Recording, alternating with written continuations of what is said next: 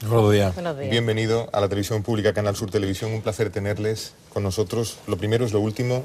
16.620 personas encontraron empleo en España, según el paro registrado conocido hace un rato. Durante el mes de marzo se dice que el mejor marzo de los últimos 6 años, desde que comenzó la crisis, pero en Andalucía se quedaron en paro 10.060 personas más. Vuestro comentario, el comentario de ustedes.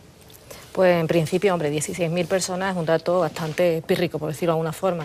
Habría que tener también en cuenta la cotización a la Seguridad Social, que creo que ha sido un 0,5 superior. Por lo tanto, lo importante es qué tipo de empleo se está generando, si está creando, si es de baja calidad, si es más precario, y en esa línea, por la cotización a la Seguridad Social, puede entenderse que pueda ser así, ¿no? Nos preocupa enormemente la sangría que existe en el empleo y por eso, bueno, mañana nos vamos a movilizar. Vamos a hablar de eso enseguida. Primero, si les parece a ustedes, comentamos los datos del paro. Bueno, cualquier cifra de disminución de paro a nivel de España siempre es positiva, ¿no?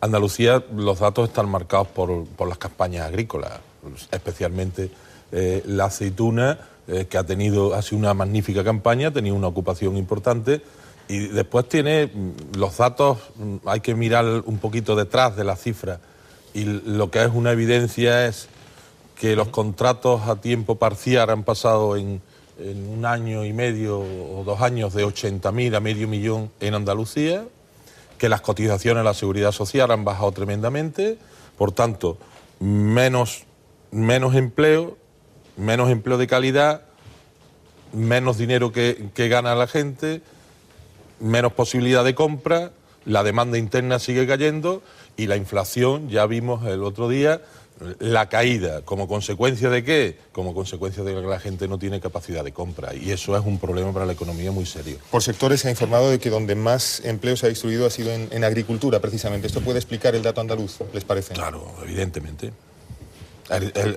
Nosotros, el problema del modelo productivo andaluz es ni más ni menos que la estacionalidad de los sectores, tanto el turismo, la agricultura. Por eso hace falta en Andalucía un revulsivo importante de potenciar modelos productivos que tengan un empleo más estabilizado y más sostenible. Antes en esta mesa hemos tenido ocasión de comentar cómo entre los datos que se conocen, así en aluvión, cuando llegan los días de saberse el paro registrado, está ese de la cantidad de parados que, además de estar parados, han dejado de percibir prestación alguna. Es bastante alto. En este caso se informa de que solo 6 de cada 10 cobran alguna prestación en este momento. Hay muchísima gente en esa situación que se puede calificar de ¿cómo? Desesperada. Es desesperada, totalmente desesperada, porque de hecho ya no solamente es que no puedan encontrar un empleo, sino que las prestaciones, en este caso, que pueden de alguna forma paliar el hecho de que no entre un ingreso en casa, pues genera la desesperación, como bien has comentado. Y hay muchas familias que están todos los miembros de su familia en paro, con lo cual no existe ningún tipo de ingreso.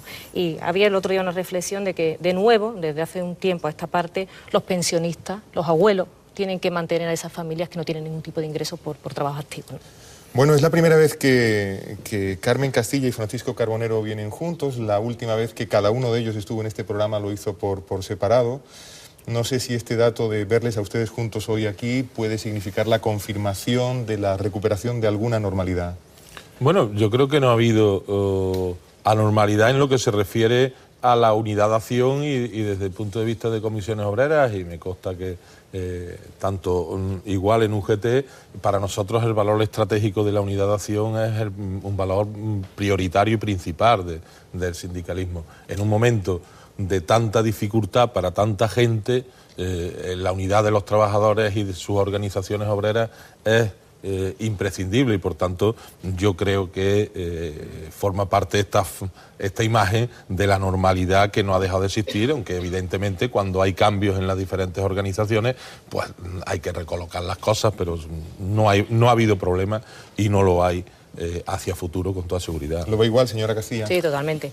Bueno, de hecho, hace 2 meses y medio que me hicieron secretaria general de UGT Andalucía, y al poco tiempo hablamos Paco y yo por teléfono de que teníamos que retomar la unión de la acción sindical, que nunca se había roto. Lo que sí es lógico, como ha comentado Paco, que cuando cambian las personas, y sobre todo como una persona como yo, que no tiene ningún tipo de experiencia sindical previa, pues tiene que hacerse con la organización. Y de hecho nuestra foto fue a propósito de lo importante que son los sindicatos de clase, por un conflicto que se había resuelto de Agencia de Medio Ambiente y Agua de Andalucía, que fue un encierro de los trabajadores en la Catedral de Sevilla, y ese sábado pues se significó esa unidad de acción sindical y de lo importante que son los sindicatos para mediar en los conflictos y para defender los derechos de los trabajadores y las trabajadoras. Y en el relato de los acontecimientos, porque los medios en general lo subrayaron mucho, eso de verles juntos, también lo hizo Canal Sur Televisión. Para mañana, 3 de abril, tienen ustedes convocada manifestación en las 8 capitales de Andalucía. Exactamente por y para qué. Bueno, hay manifestaciones en todas las capitales de España y el día 4 una manifestación en Bruselas. La idea, demandar un cambio de rumbo de las políticas que emanan de la Unión Europea y que emanan de la Troika. ¿En qué dirección? En la de hacer una Europa más sostenible, social y económicamente, en la de democratizar las instituciones europeas y la de impulsar ese cambio en Europa en el compromiso que tienen que ser las elecciones europeas. Para los trabajadores, aunque lo veamos lejos, Europa es imprescindible en estos momentos y por tanto lo que queremos es pedirle y exigirle un compromiso a los partidos para que se presenten a las elecciones con una posición y con una propuesta de políticas que hagan cambiar las políticas de austeridad que nos están llevando al desempleo, al empobrecimiento de la gente y a la situación que estamos viviendo en estos momentos. O sea, los recortes lo que traen no es futuro, lo que han traído a este país ha sido ruina.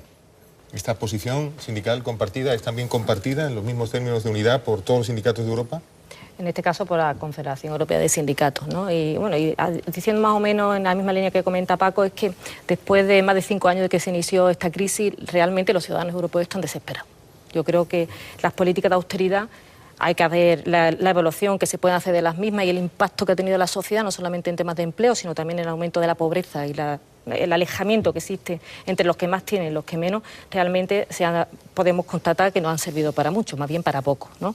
Por lo tanto, en esa línea, por lo que creo que la unión, más que ahora, es necesaria, pues sobre todo de la clase trabajadora y de la ciudadanía en general, porque no solamente estamos hablando de empleo, también estamos hablando de políticas sociales, de estado de bienestar, de evitar la brecha tan grande que existe salarial entre hombres y mujeres, políticas migratorias. Yo creo que es un amplio conjunto de medidas que en esa línea tenemos que seguir avanzando.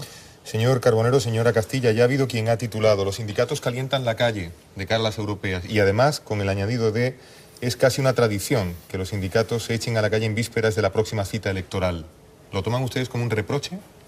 Mire, quien puede decir, seguramente le molesta que la sociedad civil organizada quiera influir en las políticas. O sea, nosotros tenemos una vocación de influir. Nosotros ni nos presentamos a las elecciones ni tenemos vocación de presentarnos, pero no vamos a renunciar a incidir hacia los gobiernos o en procesos electorales, no para pedir el voto para nadie, pero sí para decir qué creemos que son las políticas más adecuadas de igualdad, de políticas sociales, de mejora para el conjunto de la sociedad y especialmente para los trabajadores y las trabajadoras, y ahí no vamos a renunciar. Y seguramente hay quien le molesta, pero desde luego Comisiones Obreras no va a renunciar nunca a ejercer su papel de influenciar, de proponer y de exigir cambios de políticas que están afectando tan negativamente a tanta gente en este país, que somos los trabajadores y las trabajadoras, en general, al conjunto de la sociedad, ¿no? A pensionistas, las desigualdades, las diferencias de desigualdad entre hombres y mujeres, la pobreza creciente. Si todo el mundo coincidimos que hay una situación de catástrofe y de ruina provocada por unas políticas, pues qué mejor que un proceso electoral para que los partidos se comprometan con ese cambio de política. Señora Castilla, se prevé que en las elecciones haya una abstención bastante alta. Si se confirma, si hay una baja participación en las europeas que ustedes dicen querer con su influencia acercar a la ciudadanía, ¿qué lectura harán de esa abstención? Bueno, yo, en principio, yo creo que la ciudadanía está un poco cansada de que las políticas, de que las personas que tienen que decidir, los políticos que tienen que decidir con esas estrategias de poder paliar cuáles son los problemas más fundamentales que tiene la ciudadanía europea, en concreto la española y para concretar más la andaluza, de que no hagan nada o que lo que hagan sea muy desacertado, de un poco de espalda a lo que son pues las preocupaciones de la gente. tenemos que tener en cuenta que hay una desafectación política tremenda por parte de la ciudadanía, pero también que tenemos que hacer una concienciación de que realmente las elecciones europeas son muy importantes. Son muy importantes. A veces tenemos la tendencia a pensar que podemos decidir exactamente con nuestro voto la inclinación hacia un gobierno u otro en nuestra comunidad autónoma o en nuestra nación, en este caso, en nuestro Estado, pero no podemos olvidar que muchas de las políticas y de las estrategias que se están marcando vienen de la Unión Europea, de Bruselas, del corazón de Bruselas. Y no podemos para nada quitarle importancia porque son muy importantes esas elecciones y creo que tenemos que movilizar a la gente para que vote cuando llegue el momento. Y si llegado el momento no vota, del discurso de la señora Castilla pregunta para los dos. ¿Puede entenderse, puede la ciudadanía decir, los sindicatos integran esa lista de entidades del espacio público a las que no hacemos demasiado caso? No, vamos a ver, yo es que creo que no. Nosotros no queremos entrar en las campañas electorales. Es una cuestión de los partidos y, por tanto, nosotros lo que sí queremos es decir cuáles son nuestras propuestas sindicales de cambios de política. Y tenemos propuestas de la Confederación Europea de Sindicatos bien documentadas en una idea, y es destinar el 2% del Producto Interior Bruto europeo durante 10 años. Esos son en torno a 250.000 millones de euros, que es una cuarta parte del billón de euros que se ha destinado a rescatar la banca europea. Luego, lo único que estamos diciendo es, comprométanse partidos políticos de Europa para dedicar una cuarta parte a rescatar los ciudadanos, a crear en torno a 11 millones de empleos en Europa, frente al rescate que ya han hecho de las entidades bancarias, que siguen obteniendo beneficios y además los popularizan